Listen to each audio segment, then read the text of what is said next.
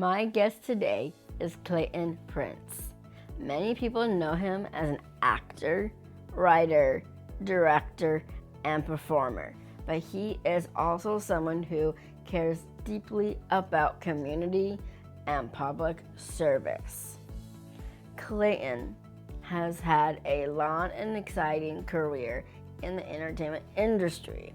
One of his standout projects was the film Black Ninja, which he wrote, directed, and starred in. He has also appeared in many films and television projects over the years, including the well-known soap opera Another World and The Cosby Show. But today, Clayton is also focused on something very important: serving his community. He has been active in the city of Philadelphia and feels all must come together to make the city live up to its potential. He continues working to make a positive difference in the lives of people who live there. Let's get the conversation started.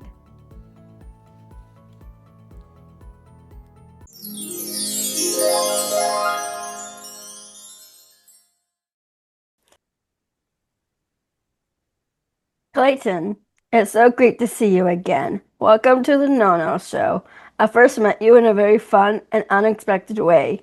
My family and I took your musical bus for a Philadelphia. It was so much fun experience. No one ever knew you were in disguise. I would never forget the moment when you took off your wig and revealed that the entire bus it was actually you. That's kind of a fun moment. I own a bus company, and we do tours in Philadelphia called the Musical History Tours.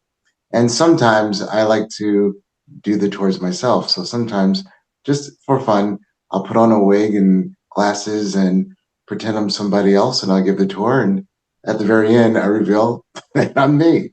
And just to see everyone's face is always so much fun. Oh man, have you ever heard the expression, I wish I could be a fly on the wall when people are talking about me? That's what it's like. So I actually am kind of like that fly on the wall, listening to everyone talk about everybody I know and myself when I give the tour. Mhm. Do you remember meeting us that day in 2022? Yeah. Oh my God, you guys were so much fun. Yeah, I remember you guys very much. And my And then we aunt and my took pictures. sister. Yeah, we took pictures afterwards, and that was fun. It was really You were fun. great. I'm glad. I'm so glad you liked it. And then you told me you were a professional in your own right. I was very impressed. Thank That's when I you. said, I've got to do this girl's show. So thank you. I'm Thank very you. honored, so thank you. Thank you. Okay, so while growing up in Philadelphia, what were some of the experiences from your childhood that helped shape who you are today? Wow. So much. Everything that you do in life makes you who you are, the good and the bad.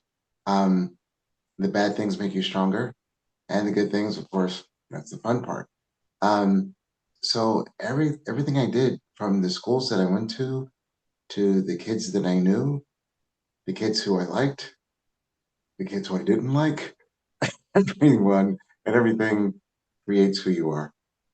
Like to know a little more about your childhood.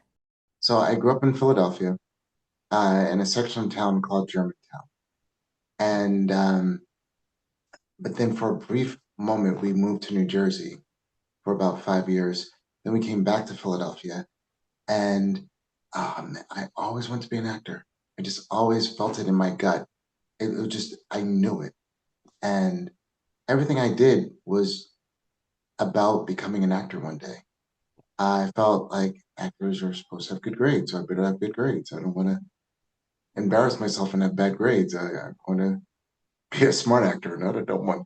Uh, and I would read plays that I thought actors are supposed to know about these plays. And um, my mother made me study piano. I did not want to play piano.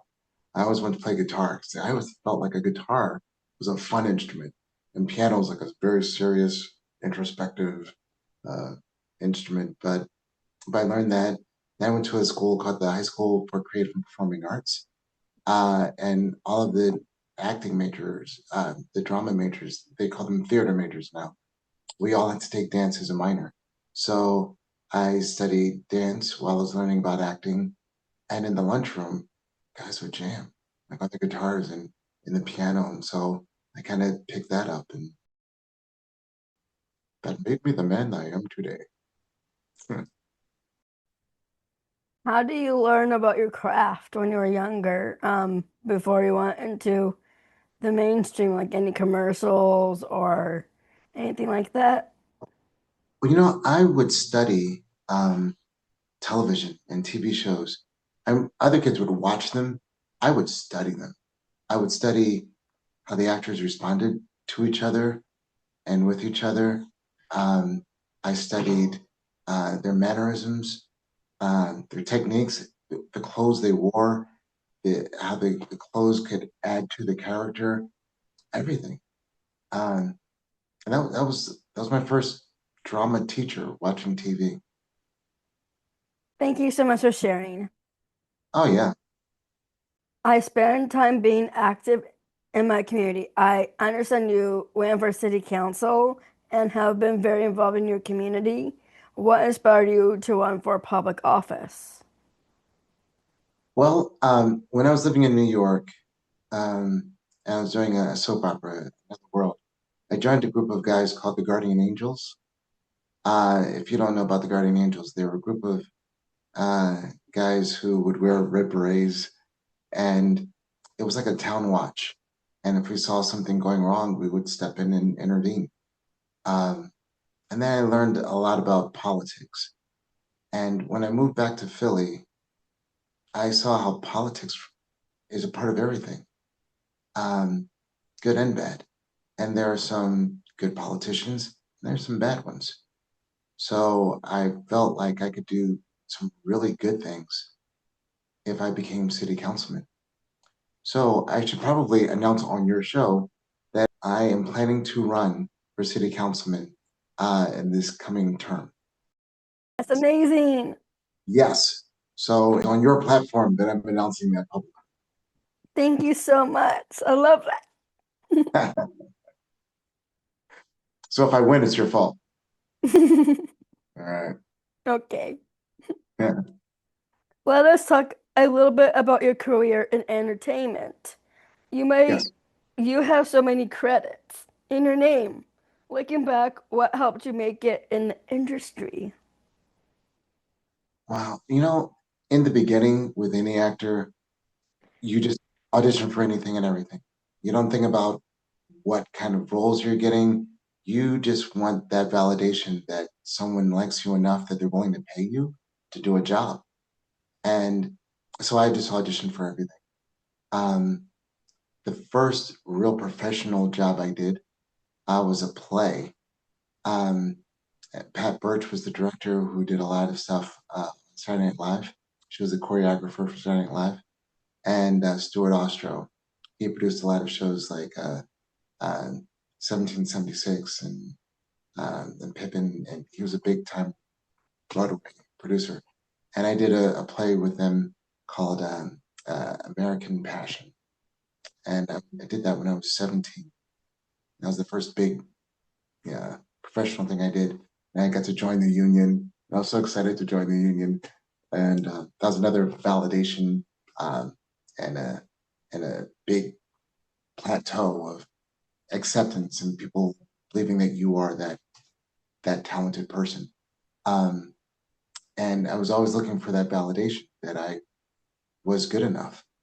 Um, and then I struggled for years. The big break was the Cosby Show. That changed my life. How was that experience on the Cosby Show? I was there. I did the show in the second season, and everyone there is. I just felt like I'm around royalty. Oh my God, I'm. I'm on the set of the Cosby Show, and Bill was always will be a legend. And I was so nervous, and I was making so many mistakes. I was so nervous and so scared, and I was playing this one his boyfriend. And Lisa at the time was voted by People Magazine as one of the best looking human beings in the country, like in the top 50. I'm like, oh my God, I'm playing her boyfriend. Oh, I don't know if I'm good looking enough to play her boyfriend. Uh, so I was so nervous. And there was a scene that involved music, and the way it was written is nothing like the way it came out on the show. So I improv this reggae song, and that became the biggest joke in the episode. That episode broke a Nielsen ratings record, and from that, that changed my life. From that, the very day that that aired, even now, and that was back in 1986, 85, 86. Uh, uh, that they should still show clips of that on YouTube, and it still goes viral to this day. Um, and usually when people stop me on the street, it's because of Cosby. But that reggae song became very popular because of me singing it, and yeah, that was huge.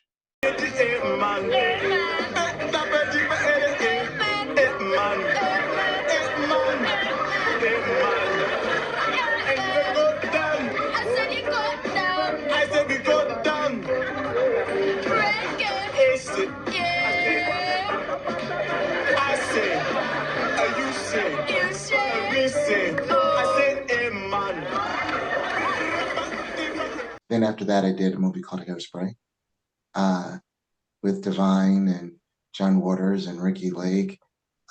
Um, and so we did that, did Hairspray, and then I was on a soap opera for a few years on NBC called Another World. Yeah, you got it bad, man. You got bacheloritis. You're a regular comedian, Ruben. Yeah, I just know how to have fun, man. I know how to live the good life. Look, forget that. I'm not gonna stand for your crap. You stay here, you're on the straight and narrow, just like that couch you're sleeping on. You probably think I'm a big waste of time, don't you? Look, the jury's still out on you. The person that counts here is your sister. You break her heart, you deal with me. No, man. That's a two-way street, all right? Because you're the one who's dating her. How do I know you're not gonna break her heart, huh? And I actually quit Another World. After about 2 years on the show, I quit because CBS gave me my own TV show called Dark Justice. So I played the martial arts sidekick, kind of like Kato. Haha. I played the martial art sidekick, and yeah, that was amazing time. Amazing time. What made you want to become a talk show host, Nicole? I wanted, because I watch TV kind of like you, like learning my craft, with The View, with Uh, Good Morning America and GMA and Regis and Kelly. So I yeah. watched all those talk shows, and I Mhm. wanted a platform like them to talk about real issues. And Yeah. I really love Whoopi Goldberg, and I love um, Barbara Walters and Oprah Winfrey. They're my big inspirations on why I interview people, as well having the No No Show. So having that experience on TV and now being a 31-year-old doing what I love to do, and I got a communications degree from my local community college. So it's Yeah. natural for me to talk about social issues and just do presentations about really anything people ask me to do. I'm just going to put this out there, and I don't know what's going to happen from saying this, but in my opinion, I think The View would be crazy not to add you in their show. I think you'd I be agree. amazing on that show. Yes, I hope someone there hears this, and I hope that they would at least let you show what you can do 1 or 2 episodes, because you really are great at what you're doing. Thank you so much. So we can go back to the interview though, but I Okay, really feel that way about you. thank you. You wrote, directed, and starred in Black Ninja. Can you Yes. tell us about that experience and what it meant to you? That was a crazy experience. So I produced that out of my own pocket, uh, and I was just asking people for a bunch of favors. Uh, we shot that 90-minute movie in 2 weeks, which is unheard of. Unheard of. Um, and I probably needed an extra week just for the fight scenes. The fight scenes could have been longer, more intricate, but we were just struggling on time. And it was such a harrowing thing. And I just said, I don't think I want to do all of that again. But it was a great experience. I love that I did it. But I don't know. Unless I have a bigger budget, I don't think I want to do that again. I definitely don't want to do it in 2 weeks. That is very fast. It is. With Hairspray, Hairspray took us 2 months to shoot. So if you put that in perspective, 2 months and 2 weeks, very, very hard. I did a short film in one day. Whoa. Okay, Mhm. well, you broke my record. That's why the view needs you. Whoa. It was about Okay. my first kiss. It's on YouTube and as well as my website if you're interested in watching. Please send me a link to that. I really want to see that. Please send me the link. Okay, sounds good. All right. All right. I'm going to see it. You have worked with many interesting and talented people throughout your career. Got to work with Divine in Hairspray. Yes. What was Mhm. that experience like? Divine was amazing. Divine, he uh, he was nothing like what I thought it was going to be. He is probably the nicest guy I've ever met in my life. Not that I didn't think it was going to be nice, but he was super nice. Um, he was just one of the nicest guys I ever met in my life. That's amazing. Do you know Yeah, that my father's name is Glenn? really. Yeah, his real name is Glenn Milstead. For those who don't know, Divine's real name is Glenn Milstead. Yeah, And he has a documentary, him, her, on each Hollywood story. And I enjoy watching this documentary. yeah. He was a great guy. Yes, It thank was, you it for was sad. sharing. Yeah, it was sad that he died right before all the fanfare happened for the film. Yeah, Yeah. it was. When you look back at your career, both in entertainment and in your public service with the community, what are you the most proud of? Ooh. Um, Hairspray, The Cosby Show, Dark Justice, as far as acting roles. Um, Community service, I'm very proud of what I did in the Guardian Angels. And I hope to be even more proud of the work I'll do as city councilman in Philadelphia. What advice would you give to people who want to follow their dreams? Do it. Never go through life having a regret of, gee, I wonder what would have happened, what could have happened. Do it. Absolutely do it. I tell people all the time, I don't think I was the best looking person that auditioned for the role of Denise Huxtable's boyfriend. I don't think I was the funniest person that in the country or whatever, but I think I was maybe the funniest and/or best looking of people who were brave enough to try. There was somebody out there who would have been better at that role, but they were just too afraid to even try. So you should never have that what if in your head. You should always at least try because you never know. Thank you so much for that advice. Yeah. If you could play any role in a movie or television show that you haven't played yet, what would it be? Ooh, that's a good one. Um, I don't know, maybe some kind of a superhero in the Marvel or DC universe. Yeah. I was supposed to play Robin in one of the Batman movies. In the movie The Bat, the Cat, and the Penguin. They were going to introduce the character of Robin in that film. And Les Moonves actually gave me the offer to play Robin. And I was so psyched, but I was too tall. I was too tall. I couldn't do the role. I was taller than Michael Keaton, so I couldn't do it. Very interesting. Thank you for sharing. Yeah. And what are you up to now? Now I've got a project that I am trying to produce. I can't really say what it is yet, but that is what I'm doing right now. That's why I'm trying to create that TV show now. It's for a TV show. Okay. Don't blink. You might miss the rapid fire questions. Ready, set, go. Let's have some fun with a few rapid fire questions. You Okay. have to answer as quickly as possible. Are you ready? Oh, now you're scaring me, but let's do it. Let's go for it. If you weren't not doing this career, what other career would you choose? Politics. Where was your favorite place you traveled to? Spain. Who has influenced your life? My parents. What's your favorite type of food? Now that's a hard one. First thing that pops in my mind is seafood. Then there's soul food, and yeah. So between those two, yeah. Good choices. If you could do one thing to make the world a kinder place, what would it be?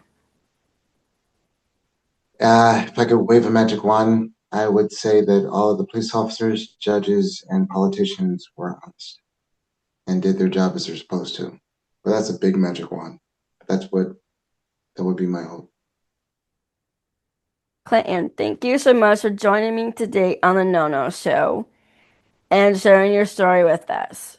We wish you all the best. Thank you. Thank you so much for having me. And it really was a pleasure being interviewed by you, Nicole. Thank you. You're so welcome. Bye now. Bye.